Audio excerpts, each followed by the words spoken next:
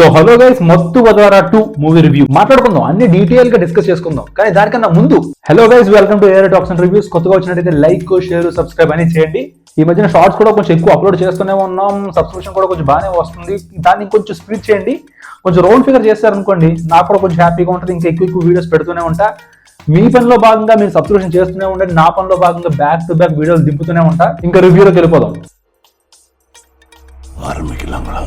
ఇంకా మూవీ ఎలా ఉంది ఏంట్రా అంటే, నాకైతే నచ్చిందండి. మూవీ కొంచెం మంచిగా అనిపించింది. ఎందుకు మంచిగా అనిపించింది, ప్లస్ పాయింట్లు ఏంటి, ఫ్లాస్ పాయింట్లు ఏంటి, అన్ని క్లియర్ గా డిస్కస్ చేస్తా. బేసికలీ నా వరకు నేను ఎలా చూస్తానంటే, కామెడీ అనేవి కొన్ని టైప్స్ ఉంటాయి. Organic comedy, forced comedy and cringe comedy. Comedy movies లోని బేసికల్లీ ఈ కామెడీ టైప్స్ ఉంటాయని చెప్పి నాకు నేను ఫీల్ అవుతూ ఉంటా. సో ఈ పార్ట్కి వచ్చేసరికి ఇదైతే ప్యూర్ ఆర్గానిక్ కామెడీ అనిపించింది నాకైతే. క్రింజ్ కామెడీ, ఫోర్స్డ్ కామెడీ అంటే ఏంట్రా అంటే చెప్తా, అవి కూడా క్లియర్ చెప్తా. ఫర్ ఎగ్జాంపుల్, మన జబర్దస్త్ ఆది గారు ఉన్నారండి. ఆయన జబర్దస్త్ లో కొంచెం చేసిన పంచులు కానీ, లేదంటే ఆయన షోస్ కానీ చాలా మందికి నచ్చుతూ ఉంటాయి. ఆయనే ఇప్పుడు మూవీస్ లో కూడా చేస్తున్నారు. సో ఈయన వే ఆఫ్ కామెడీ ఎలా ఉంటదంటే, ఇప్పుడు ఒక పంచ్ వేయడం కోసం ఆ సిచ్యువేషన్ అంతా క్రియేట్ చేస్తున్నట్టు ఉంటది.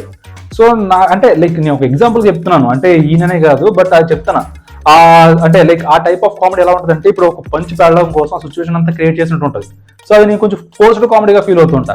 మరి క్రింజ్ కామెడీ అంటే ఏంట్రా అంటే, రీసెంట్ గా మన ఇస్మార్ట్ శంకర్ లోని ఆలీ గారి గెటప్, సెటప్, క్యారెక్టరైజేషన్ ఇదంతా చూస్తారు కదా, అది క్రింజ్ కామెడీలో ఫీల్ అవుతుంటాను. Coming back to Mathu Vadalara 2, ఈ మూవీ అయితే నాకు కొంచెం ఆర్గానిక్ కామెడీగా అనిపించిందండి.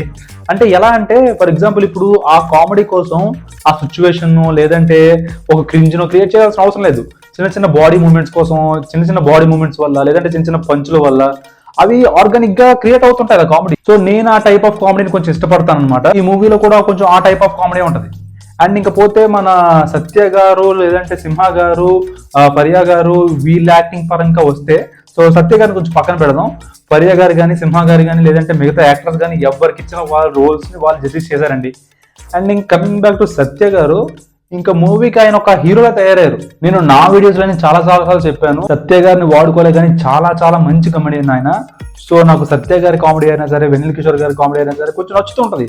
ఎందుకంటే వాళ్ళ చిన్న మూమెంట్స్ కూడా కొంచెం ఆర్గానిక్ గా ఉంటే ఆర్గానిక్ కామెడీ జనరేట్ అవుతుంటది. ఈ మూవీలో కూడా సత్య గారు కానీ, లేదంటే వెన్నెల కిషోర్ గారు కానీ, లేదంటే సింహ గారి చిన్న టైమింగ్ మూమెంట్స్ కానీ, ఇవన్నీ చాలా బాగున్నాయండి, చాలా ఆర్గానిక్ కామెడీలా ఉన్నాయి. అండ్ ఇంకా లాజిక్ లేకపోతే నీకు సరిగ్గా నచ్చదు కదరా అంటే, ఎస్ నిజమే, కాదనట్లేదు. కాకపోతే ఏంటంటే, ఇప్పుడు నాకు ఎక్కడ నచ్చదు అంటే, ఫర్ ఎగ్జాంపుల్, ఇప్పుడు ఒక మూవీలో కానీ, లేదంటే ఒక సీన్ లో కానీ అస్సలు లాజిక్ లేకుండా ఉంది.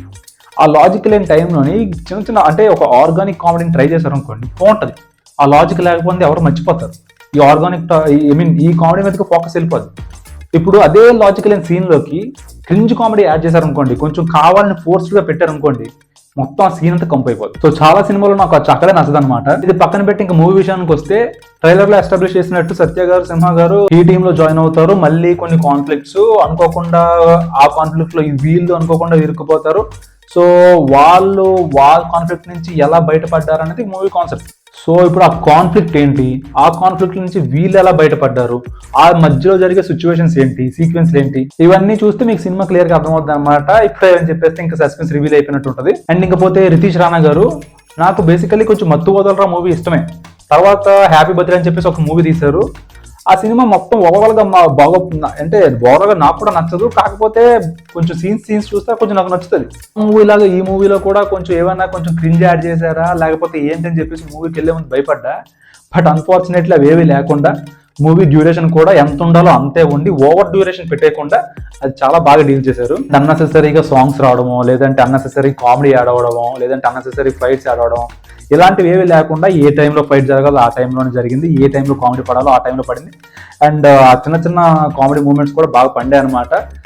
థియేటర్ లో కూడా చాలా ఎంజాయ్ చేశారండి, లిటరల్లీ చెప్పాలంటే. అండ్ అలాగే అజయ్ గారిది, వెన్నెల కిషోర్ గారివి కొన్ని సీక్వెన్స్ ఉంటాయి అనమాట. వాళ్ళిద్దరు సీక్వెన్స్ కూడా కొంచెం సీరియస్ టాపిక్స్ మీద నడుస్తాయి అనమాట. అంటే ఎట్లా అంటే చైల్డ్ అబ్యూస్ మీద కానీ, లేదంటే ఇట్లా కొన్ని సీరియస్ టాపిక్స్ మీద నడుస్తాయి. బట్ ఆ ఫ్లోలోని కొంచెం కామిక్ వేలోనే వెళ్ళిపోయిందండి. అంటే లైక్ మరీ అంత అది కొంచెం సీరియస్ గా చూపించాలని ట్రై చేసిన, బట్ నాకైతే కొంచెం అది కామిక్ వేలోనే వెళ్ళిపోయినట్టు అనిపించింది. అండ్ దాంతో పాటు మెయిన్ ట్విస్ట్ ఏంటంటే, మన రత్న గారి ఓరి నా కొడక సీరియస్ సీక్వెన్స్ అనమాట.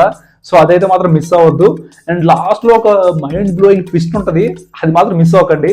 ఇలా అన్ని ఎంత పెట్టాలో అంతే పెట్టారు, కొంచెం మంచిగా ఉందండి. సో మరీ అండర్ రేటెడ్ కామెడీలా కాకుండా జెన్యూన్ ఆర్గానిక్ కామెడీలో అనిపించింది నాకైతే. మోర్ ఓవర్ థియేటర్ లో కూడా ఆ కామెడీ సీక్వెన్స్ కానీ, లేదంటే చిన్న మూమెంట్స్ కానీ బాగా కనెక్ట్ అయ్యారు, బాగా నవ్వుతున్నారు అనమాట. అండ్ ఇంకొక విషయం ఏంటంటే ఈరోజు మార్నింగ్ షోకి వెళ్ళినప్పుడు లైక్ మీరు ఇప్పుడు చూస్తున్నారంటే ఇది నిన్న అనమాట.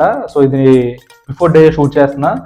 సో మార్నింగ్ షోకి వెళ్ళినప్పుడు కూడా మొత్తం థియేటర్ అంతా ఫిల్ అయిపోయిందండి. రీసెంట్గా నేను సరిపోదా శనివారం కూడా వెళ్ళాను. బట్ నాని గారి మూవీ కూడా ఆల్మోస్ట్ కొంచెం ఖాళీగానే ఉంది. బట్ ఈ మూవీకి అయితే మొత్తం థియేటర్ కూడా ఫిల్ అయింది. చేసిన తక్కువ బజ్ అయినా సరే కొంచెం బాగా వర్కౌట్ అయినట్టుంది. సో ఓవరాల్ గా మూవీ ఎలా ఉందిరా అంటే బాగుందండి. మీరు మంచిగా ఫ్యామిలీతో వెళ్ళొచ్చు, వీకెండ్ కి మంచిగా నవ్వుకుంటారు, మంచిగా ఫ్యామిలీతో ఎంజాయ్ చేస్తారు. ఇంకా ఎవరైనా టికెట్స్ బుక్ చేసుకోకపోతే నా సజెషన్ అయితే వెళ్ళమని చెప్తా. సో ఇది మన మత్తు వదలరా 2 మూవీ రివ్యూ అనమాట. నచ్చితే మాత్రం లైక్, షేర్, సబ్స్క్రైబ్ అని చేయండి.